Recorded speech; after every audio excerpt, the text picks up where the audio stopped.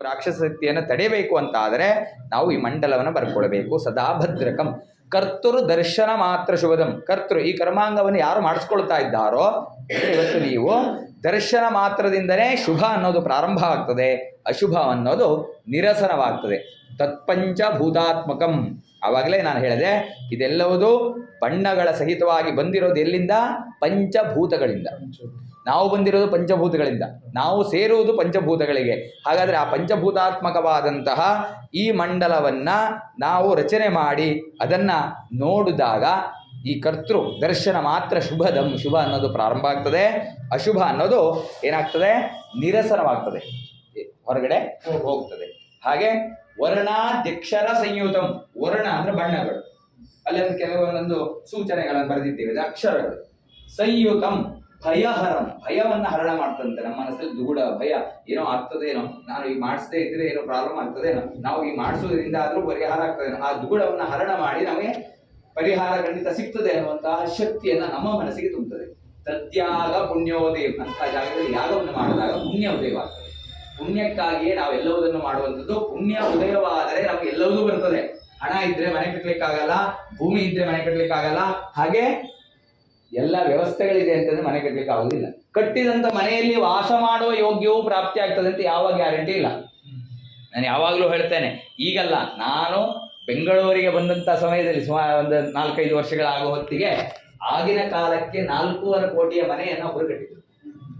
ಆದರೆ ಕಾರಣ ಏನೇ ಇರಬಹುದು, ಅದು 1000 ಕಾರಣ ಕೊಡಬಹುದು, ಅದನ್ನು ಕೇಳೋದಿಲ್ಲ. ಅವರು ಆ ಮನೆಯ ಗೃಹ ಪ್ರವೇಶವನ್ನು ಮಾಡಿ ಅವರು ವಾಸಕ್ಕೆ ಬೇರೆ ಕಡೆ HL ಹತ್ರ ಹೋಗಿ ಏನೋ ಬಾಡಿಗೆ ಮನೆಯಲ್ಲಿ. ಈ ಮನೆಯನ್ನ 4.25 ಕೋಟಿ ರೂಪಾಯಿ ಮನೆ ಬಾಡಿಗೆ ಕೊಡಕ್ಕೂ ಧೈರ್ಯ ಇಲ್ಲ, ಬಾಡಿಗೆ ಬರುವವರಿಗೂ ಧೈರ್ಯ ಇಲ್ಲ. ಯಾಕೆ?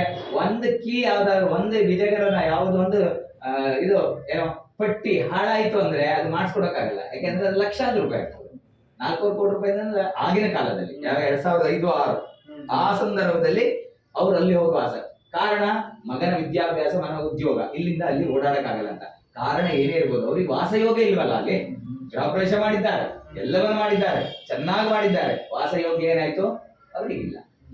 ಎಷ್ಟು? 3-4 ವರ್ಷಗಳ ಕಾಲ. ಆ 4 ವರ್ಷ ಖಾಲಿ ಇರುವಂತ ಮನೆಗೆ 5ನೇ ವರ್ಷ ಬಂದ್ರೆ ಅದು ಅರ್ಧ ಹಾಳಾಗಿರ್ತದೆ, ಅದರ ಆಯುಷ್ಯ ಕಡಿಮೆ ಆಗ್ತದೆ. ಅದರಲ್ಲಿ ದೈವಿಕವಾದ ಕಳೆಯು ಹೋಗಿ ಅದು ಪಾಳು ಬಿದ್ದ ಬಂಗಲೆ ಕಾಣಕ್ ಶುರುವಾಗ್ತದೆ. ಮನುಷ್ಯ ವಾಸ ಇದ್ದೋದ್ರೆ ಅದು ಕಾಣಕ್ ಶುರುವಾಗ್ತದೆ. ಅಲ್ಲಿ ಯಾವುದೋ ದೀಪ ಹಚ್ಚದೇ ಇದ್ದಾಗ, ದೇವತಾ ಆರಾಧನೆ ಮಾಡದಿದ್ದಾಗ ಅದನ್ನು ಭವನ ಅಂತ ಬರೀತಾರೆ. ಆ ಭವನದಲ್ಲಿ ಭ ಅನ್ನುವಂಥವನು ಹೋದ್ರೆ, ಭ ಅಂದ್ರೆ ಭಗವಂತ, ಅವನು ಹೋದ್ರೆ ಉಳಿದಿದ್ದೇನೋ ವನ, ವನ ಆಗಿರ್ತದೆ. ಹಾಗಾಗಿ ಅಂತಹ ಯೋಗಗಳಲ್ಲ, ಆ ಯೋಗವನ್ನು ಕೊಡುವಂಥದ್ದು ಇಂತಹ ದೇವತಾ ಆರಾಧನೆ. ವರ್ಣಾಧ್ಯಕ್ಷರ ಸಂಯುತಂ ಭಯಹರಂ ತದ್ಯಾಗ ಪುಣ್ಯೋದಯಂ ನಾನಾ ಮಂತ್ರಮಯಂ. ಒಂದೇ ಮಂತ್ರ 2 ಮಂತ್ರದಿಂದ ಆಗುದಿಲ್ಲ. ನಾನಾ ಮಂತ್ರಮಯಂ ಸಮಸ್ತ ಫಲದಂ, ಎಲ್ಲ ಫಲವನ್ನು ಕೊಡ್ತಕ್ಕಂಥದ್ದು. ಧ್ಯಾಯೇನ್ ಮನೋನಂದನಂ, ಧ್ಯಾನವನ್ನು ಮಾಡಿದ್ರೆ ಸಾಕು, ನಮ್ಮ ಮನಸ್ಸು ನಂದನವಾಗ್ತದೆ. ನಮಗೆ ಮುಂದೆ ಹೋಗಲಿಕ್ಕೆ, ಜೀವನ ನಡೆಸಲಿಕ್ಕೆ ಬೇಕಾದಂತ ಮಾರ್ಗವು ನಮಗೆ ಕಾಲ ಕಾಲಕ್ಕೆ ಸರಿಯಾಗಿ ಪ್ರಾಪ್ತಿಯಾಗುವಂತೆ ಮಾಡುತ್ತದೆ. ಹಾಗಾದ್ರೆ ವರ್ಣ ಅಂದ್ರೆ ಬಣ್ಣ ಅಂತ ಹೇಳಿದ್ರೆ, ಆ ಬಣ್ಣಗಳು ಯಾವುದ್ರದ್ದು ಕೇಳಿದ್ರೆ ಪಂಚಭೂತಗಳ ಬಣ್ಣ. ಯಾವ್ದ್ರ ಬಣ್ಣ? ಪಂಚಭೂತಗಳ ಬಣ್ಣ. ಆ ಪಂಚಭೂತಗಳ ಬಣ್ಣ ಯಾವ್ಯಾವುದು? ಭೂಮಿಯ ಬಣ್ಣ ಯಾವುದು ಗೊತ್ತಾ? ಅಲ್ಲ, ಅರಿಶಿನ ಭೂಮಿಯ ಬಣ್ಣ. ಅಗ್ನಿಯ ಬಣ್ಣ ಯಾವುದು ಗೊತ್ತಾ? ರೆಡ್. ಕೆಂಪು ಬಣ್ಣ ಅಲ್ಲಿದೆಯಾ? ಕೆಂಪು ಬಣ್ಣ ಯಾವುದ್ರ ಬಣ್ಣ? ಅಗ್ನಿಯ ಬಣ್ಣ. ವಾಯುವ ಬಣ್ಣ ಯಾವುದು? ಗಾಳಿಯ ಬಣ್ಣ ಯಾವುದು ಗೊತ್ತಿದೆಯಾ? ಗಾಳಿಯ ಬಣ್ಣ ಕಪ್ಪು ಬಣ್ಣ, ಅದಕ್ಕೆ ಅದು ನಮಗೆ ಕಣ್ಣಿಗೆ ಕಾಣೋದಿಲ್ಲ. ಕಪ್ಪು ಬಣ್ಣ ಗಾಳಿಯ ಬಣ್ಣ, ಅದನ್ನು ಸಾಂಕೇತಿಕ ಗಾಳಿಯ ಬಣ್ಣವನ್ನು, ಕಪ್ಪು ಬಣ್ಣವನ್ನು ಅಲ್ಲಿ ಬಳಸ್ಕೊಂಡಿದ್ದೇವೆ ನಾವು. ಹಾಗೆ ನೀಲಿಯ ಬಣ್ಣ ಯಾವುದು? ಆಕಾಶದ ಬಣ್ಣ ನೀಲಿಯ ಬಣ್ಣ. ನೀರಿನ ಬಣ್ಣ ಯಾವುದು? ನೀರಿನ ಬಣ್ಣ. ಯಾಕೆ ಕಲರ್ ಇಲ್ಲ? ಕಾಣಿಸೋದಿಲ್ವ ನಿಮಗೆ? ನೀರು ನೋಡ್ತೀರಾ ಇಲ್ವಾ? ನೋಡೋಕೆ ಸಾಧ್ಯ ಆಗ್ತದಾ? ಅದು ಒಂದು ದೇವತೆ, ಅದನ್ನು ನೋಡ್ಲಿಕ್ಕೆ ನಮಗೆ ಯೋಗ್ಯತೆಯನ್ನು ಕೊಟ್ಟಿದ್ದಾನೆ. ಗಾಳಿ ದೇವತೆ, ಅದನ್ನು ನೋಡ್ಲಿಕ್ಕೆ ಯೋಗ್ಯತೆ ಇಲ್ಲ. ಅಗ್ನಿ ದೇವತೆ, ಅಗ್ನಿಯನ್ನು ನೋಡ್ಲಿಕ್ಕೆ ಯೋಗ್ಯತೆ ಇದ್ರೆ ಯಾವಾಗ ಕರೆದಾಗ.